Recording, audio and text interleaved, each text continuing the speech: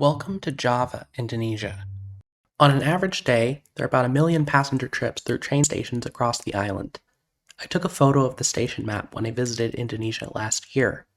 This has train lines which stopped running decades ago and connect back to the island's World War II history, but there's a chance that this generation will see them running again.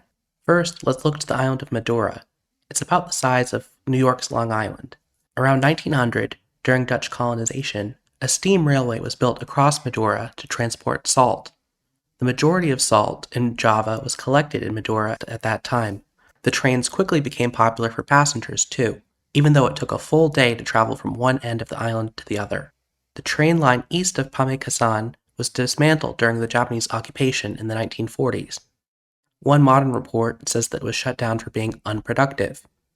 Wikipedia says that the Dutch colonial administrators were imprisoned by the Japanese, accused of making explosives to sabotage, and were part of a group executed on the island in 1944.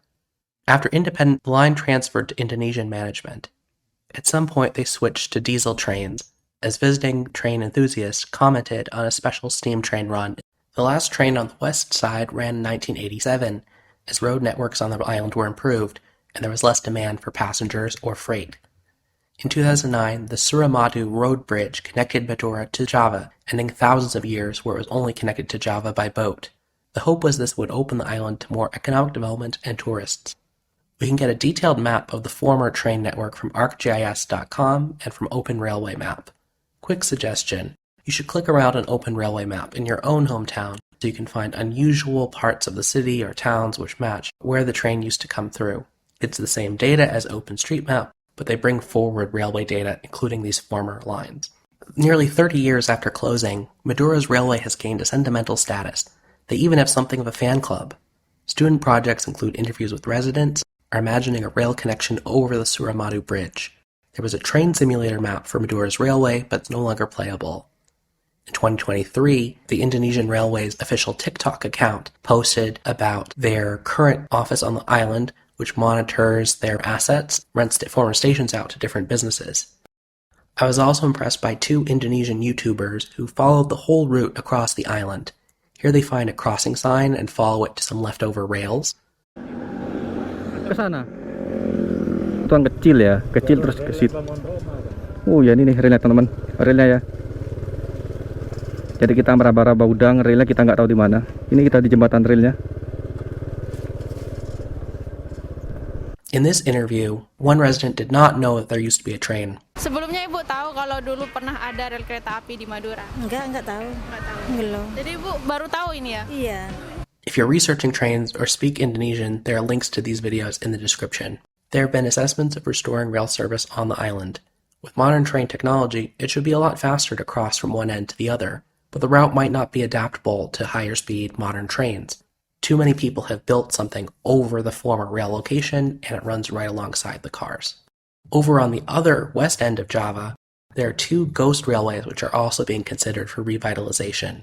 While the Siam-Burma Railway is notorious internationally for the death of workers under Japanese occupation, there was a similar project on the west end of Java, from Saketi-Bayah. Contemporary artist created a recent exhibition about the project, where his grandfather went missing. This railway was completed in 1944 and only ran until 1951. An Indonesian YouTuber found pylons from one of the bridges in Bayah. Reviews on Google Maps are hopeful the train line could be restored, as few lines connect to the southern side of Java. This is less likely as the train line and stations were in operation for so little time so long ago. The other West Java line ran from Rangkasbitung to Labuan and was in place from 1906 and stopped running in the early 1980s. It is getting renewed attention this year, with the government just announcing that the train should reopen in 2029. Currently that's difficult to imagine, as the path is mostly paved over, frequented by motorbikes, and overgrown in some parts. Wikipedia has photos of multiple stations, all in stages of disrepair. An Indonesian YouTuber streamed himself checking out the route on Google Street View. Again, link in the description. There was one news report that stores and other buildings over the tracks in Rangkasbitung got demolished, so this plan might have serious backing. There are several other old train lines on Java, but these are the 3 which had compelling stories and possibility to return. I'm a real human person and I make these videos myself. The next step for my channel is to reach 1,000 subscribers. If you want more deep dives into niche topics from around the world, please subscribe. Every bit helps. Thanks for watching.